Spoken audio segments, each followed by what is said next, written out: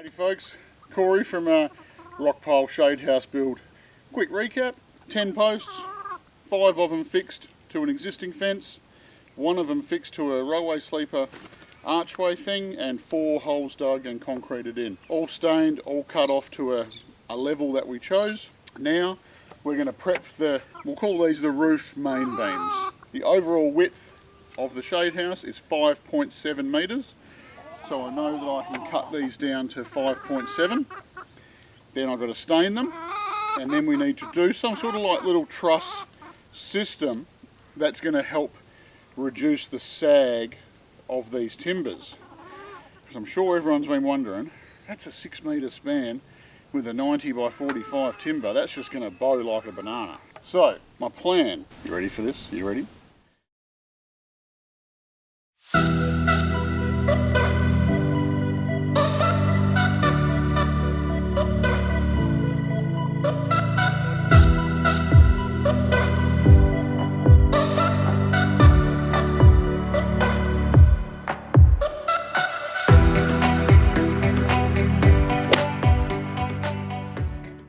Get some fencing wire, right? Because I'm trying to use stuff that everyone's kind of probably got good access to on the homestead, you know, like, yeah, I was going to use like hoop iron flat strap, but then you got to go to the shop, buy it. It's probably to do everything I want to do in this whole system, it's probably going to be like $200 worth of hoop iron, when I reckon that high tensile fencing wire, that single strand, will do the job just as well. And we've got kilometres of it sitting around in like a couple of big rolls. What I'm going to try is basically fix the fencing wire to that end, approximately 100 mil in on each end. So put a big bugle screw in, do a little, hopefully a nice little knot with a loop in it, screw it down there, pull it as tight as I can, maybe with a pair of pliers and something to screw it in down that end. Then we cut 2 timber wedges, the offcuts of these, so 90 mil by 45, and we'll lift the wire up and we'll put the wedge in here, and then we'll lift the wire up and put the wedge in, and then we just keep knocking those wedges out until we have tension on the wire, and that will act as like a little under truss support and hopefully stop the sag. I call it my bow and arrow truss. So you have the timber, which is essentially the bow, and the string on the bow is the wire, and then the truss bit is the arrow. Will it work? Stay tuned, we'll find out. So let's spray.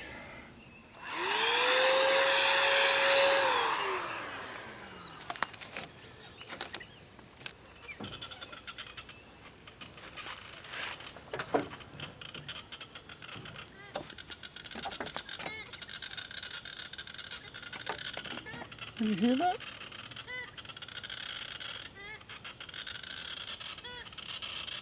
It's like a little new baby born pink and grey. Yeah, so it's just I'm presuming it's a mum and a dad, pink and grey, and a baby one. It's got full feathers, but it's quite, it's noticeably smaller than the parents, and it just was making a weird sound. Oh, there we go, they're feeding it now. Oh, I love it, I love that sort of stuff. I'm just going to ring the boss and see if she wants to come down with the big camera. Hey, how you going? Good, are you started work already?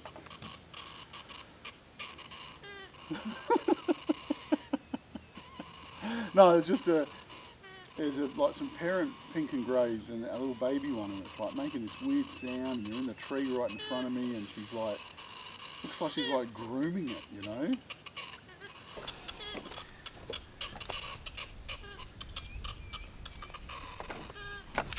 Now we go around that way. Mrs. RB's coming with the camera. You want to be on camera? She's in her pyjamas, so no.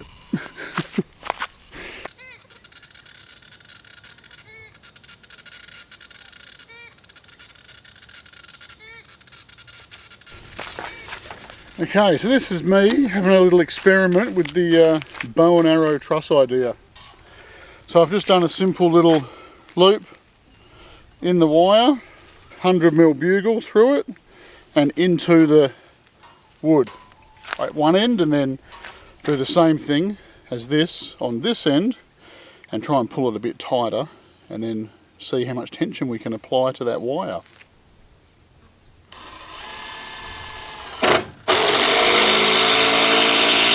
So excuse the glasses, but sometimes when you cut a bit of wire it can fling up and you don't want it to come and bloody whack you in your eyeball. So we'll just cut that off a bit longer.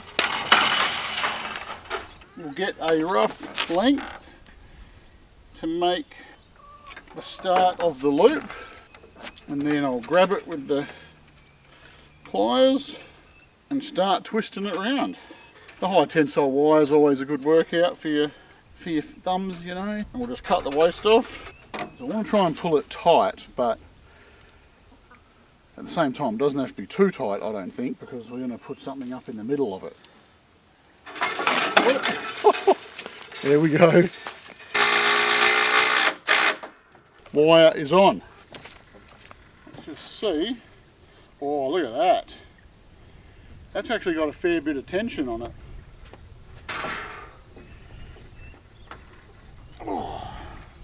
So that's my basic bow and arrow truss thought. I think that'll work. I do. So I'm just going to eye down the timber without the tension on the wire.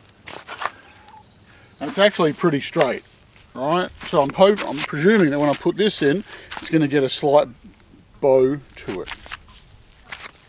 Okay, so I'm not sure if you can make that bow out on this side of the timber or not. It's kind of a little bit hard to see. I tried looking through the viewfinder, but maybe it might be better on the big screen. So if I take this out, you can see, I can see it moves, like it's straightened up. And then the more pressure you apply, see how it's bending?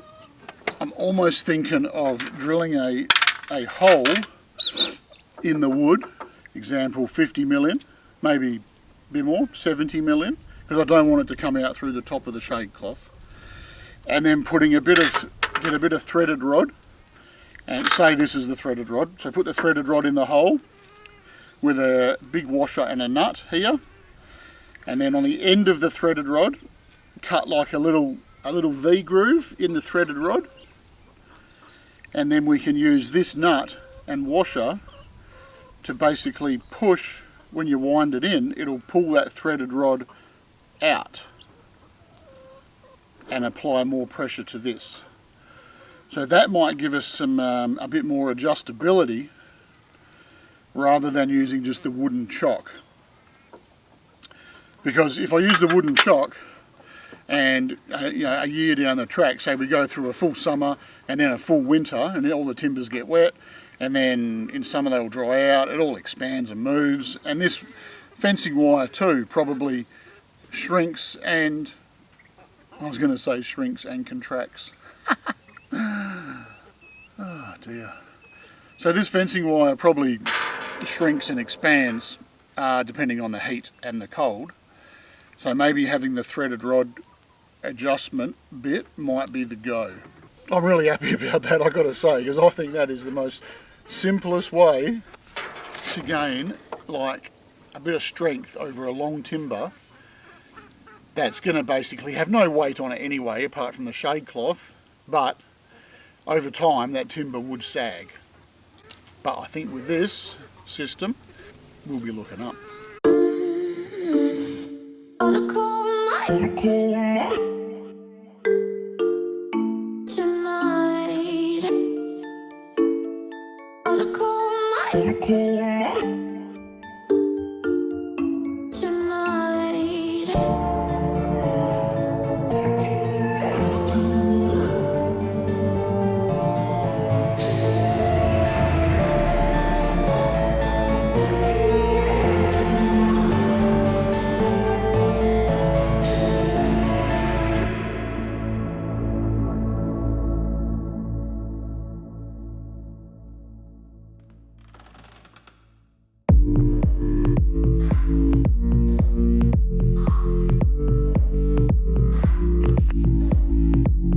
Alright, that's all the wires done. Just went with some 8mm threaded rod. This come in a length, metre lengths out of our hardware. I just cut it up into the desired length that we need, and I just cut it at 150mm actually. Put a nut on, and then I've got some washers over there, and I don't know if you can see, but I've just cut like a little groove. Hopefully that's focused in the top, and that's what the wire is going to sit in. So now we're just going to drill some holes and put these in and see how they work. So I've drilled the rod, threaded rod, into the timber, but not all the way because I didn't want it to come out there. We have a washer against the timber so the nut can wind down onto the washer. Now when I wind that nut down, this threaded rod here is going to want to come out of the timber, and it's going to apply more pressure onto this wire here, and the wire sits in a little groove on the top. Now this is upside down, Miss Jane, so they go the other way, so the wire actually goes on the underside because I don't want that to affect the shade cloth. Easy enough to replace, to change out, as I said, longer, shorter, different.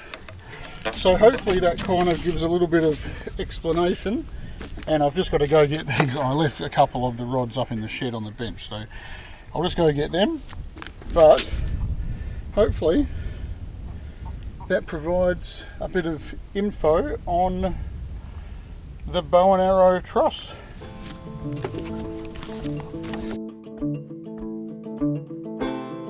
Let's grab one and see what it looks like.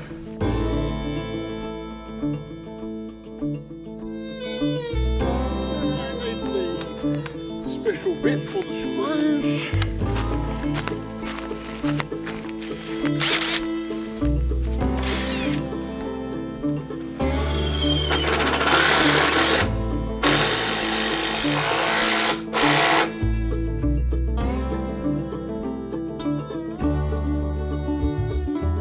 Tell you what, that is mint. Good idea. Hashtag bow and arrow truss. While we're on a roll, that's two. Now I've got to go get my big ladders now. Well, to be honest, I'm probably going to call it quits for the day. It's getting a bit hot.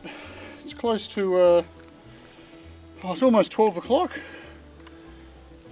Checked the temp just before, it was at 38, so it's about time to go back in. I'll go get the ladders, come back in and just hang out inside for the rest of the day, and we'll continue this